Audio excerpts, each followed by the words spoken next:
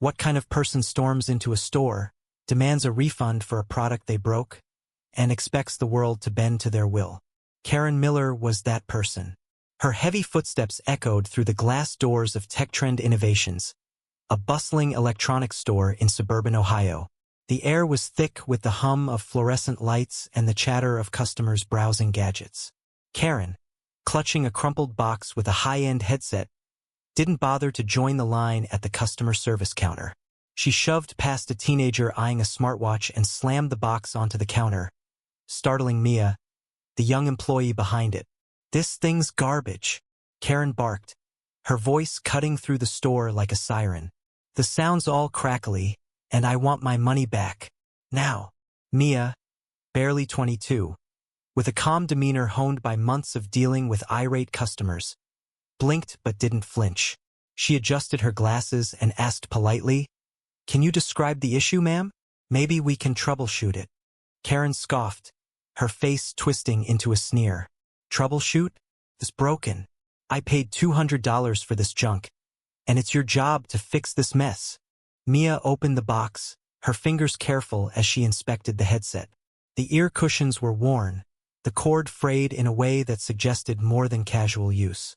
She glanced at the receipt Karen had tossed onto the counter. It was dated 3 months ago, well past the 30-day return window. "Ma'am, this purchase is outside our refund period," Mia said, her tone steady but firm. "But let's see what's wrong. Did you follow the setup instructions?" Karen's eyes narrowed, her voice rising. "Don't lecture me, kid. I know how to use a headset.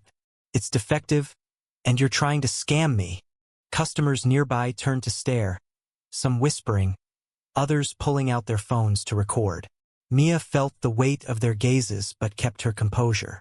She plugged the headset into a test device, and sure enough, the audio crackled, a telltale sign of internal damage. "It looks like the wiring's been strained," Mia noted. "Did you wrap the cord tightly or expose it to liquid?" Karen's face reddened. "Are you accusing me of breaking it? How dare you?"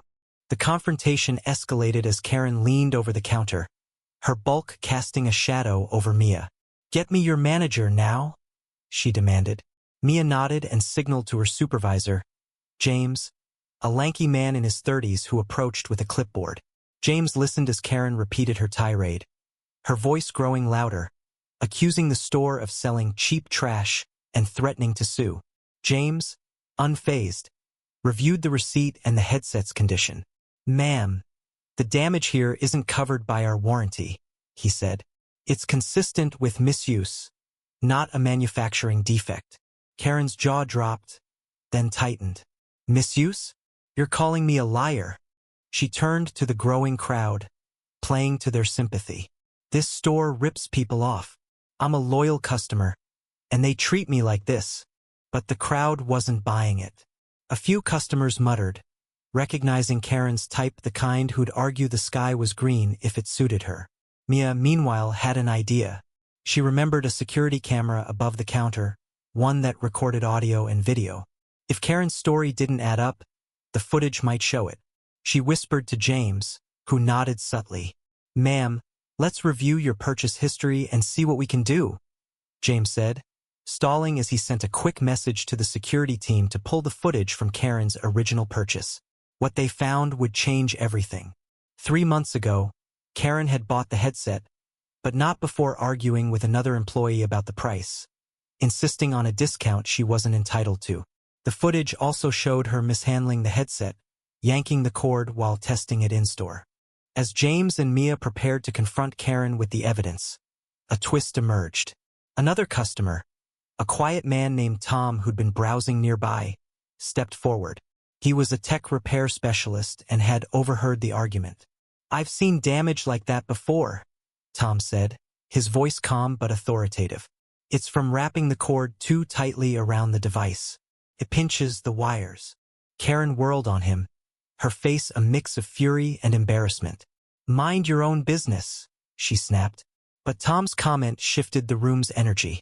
The crowd, now fully engaged, began murmuring in agreement. Karen's bravado faltered, but she doubled down, shouting, "You're all in on this.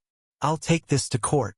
Mia and James exchanged a glance, knowing the security footage was their ace. They just needed to play it right. The store's atmosphere crackled with tension as Karen's voice boomed, accusing everyone from Mia to the onlookers of conspiring against her. Her hands flailed, knocking a pen off the counter, her face flushed with indignation. Mia stood her ground, her heart racing but her expression calm. She knew the security footage was being retrieved, and it would either defuse the storm or ignite it further. James, ever the diplomat, tried to de-escalate. "Ma'am, we're not accusing you of anything," he said, his voice smooth. "We just need to understand what happened to process your request." Karen wasn't having it. "You're stalling," she bellowed. "I know my rights. This is consumer fraud." Her words drew more eyes, and the crowd grew, some shaking their heads, others filming the spectacle. Then came the twist that no one saw coming. Tom, the tech repair specialist, didn't back down after Karen's outburst. Instead, he pulled out his phone and showed Mia a photo he'd taken earlier that week at his repair shop. It was a headset identical to Karen's, with the same frayed cord damage. "This is what happens when someone wraps the cord around the headset for storage," he explained, loud enough for the crowd to hear. "It's a common mistake, but it voids the warranty." Karen's eyes widened, a flicker of panic crossing her face before she masked it with rage. "You're making this up," she shouted, but her voice wavered. The crowd murmured, sensing her story unraveling. Mia seized the moment, leaning toward James. "The footage is ready, isn't it?" she whispered. James nodded, his face unreadable. The security team had sent the video to James's tablet. He stepped to a nearby monitor, inviting Karen to view it with him. "Let's take a look at your purchase day," he said, his tone neutral but firm. The screen flickered to life, showing Karen 3 months ago at the same counter. She was arguing with another employee, her voice sharp as she demanded a discount. The footage captured her testing the headset, yanking the cord roughly as she complained about the fit. The crowd watched in silence, some gasping as the evidence played out. Karen's face drained of color. "That's not me," she stammered. But the resemblance was undeniable, her loud floral blouse, her distinctive scowl. The room felt smaller, the air heavier, as her lies crumbled under the weight of the truth. Mia, sensing the shift, spoke up. "Ma'am, the damage matches what we see in the footage. You pulled the cord too hard, and that's what caused the crackling." Karen's mouth opened, then closed, her usual bluster failing her. She tried to pivot, claiming, "Well, the instructions weren't clear. You should have warned me." But James was ready. He pulled out the headset's manual, which clearly stated, "Do not wrap cord tightly around device." He read it aloud, his voice cutting through Karen's protests. The crowd's murmurs turned to chuckles, and Karen's confidence shattered. She wasn't just wrong, she was exposed. But Karen wasn't done. She straightened, her face hardening. "Fine, keep your stupid headset," she spat. "I'll report you to corporate and have your jobs." She turned to storm out, but Mia's voice stopped her. "Ma'am, there's one more thing." Mia held up a form, her tone calm but steely. "Your purchase agreement includes a clause about fraudulent return attempts. We're within our rights to ban you from future returns." Karen froze, the weight of her actions sinking in. The crowd parted as she shuffled toward the door, her bravado gone, replaced by a sullen silence. The store buzzed with whispers as she left, the tension easing like a storm passing. Mia and James shared a quiet nod, their victory hard-won but undeniable. The aftermath of Karen's exit left the store in a strange hush, as if everyone was catching their breath. Mia leaned against the counter, her hands trembling slightly from the adrenaline. James gave her a reassuring pat on the shoulder. "You handled that like a pro," he said, a rare smile breaking his usual stoic demeanor. The crowd dispersed, some customers offering Mia quiet words of support, others shaking their heads at Karen's audacity. Tom, the tech specialist, lingered, offering Mia his business card. "If you ever need a repair guy on your side, call me," he said with a grin. Mia tucked the card into her pocket, grateful for the unexpected ally. But the victory felt bittersweet. Karen's outburst had shaken her, reminding her how quickly a routine shift could turn into a battle. As the day wore on, the store returned to its usual rhythm, but the incident lingered in Mia's mind. She couldn't shake the image of Karen's face, angry, entitled, but also desperate in a way she hadn't noticed at first. What drove someone to lie so boldly, to fight so fiercely over something so clearly their fault? Mia thought about her own struggles working double shifts to pay for college, dealing with customers who saw her as less than human. Karen's behavior wasn't just about a headset. It was about control, about refusing to admit fault. Mia wondered if Karen would ever reflect on this day, or if she'd just move on to the next store, the next fight. The next morning, Mia arrived to find an email from corporate. Karen had followed through on her threat, filing a complaint claiming the store had humiliated her. But the security footage had already been sent to the legal team, along with Tom's testimony and the damaged headset. The response was swift.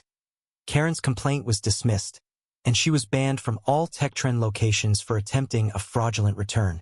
Mia felt a quiet satisfaction, but it wasn't about revenge. It was about justice, about standing up to someone who thought they could bully their way through life. Weeks later, Mia overheard customers joking about the headset lady, the story having spread through the community. It became a cautionary tale, a reminder that actions have consequences. For Mia, it was more than that. It was a moment of clarity, a realization that she could face down chaos and come out stronger.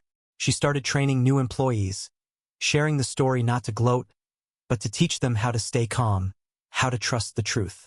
People like Karen thrive on intimidation, she'd say. But facts don't bend, no matter how loud someone yells. Karen, meanwhile, faded into obscurity, her name a punchline among local shoppers. Rumors swirled that she'd tried her antics at another store, only to face the same rejection. Mia didn't care about the gossip.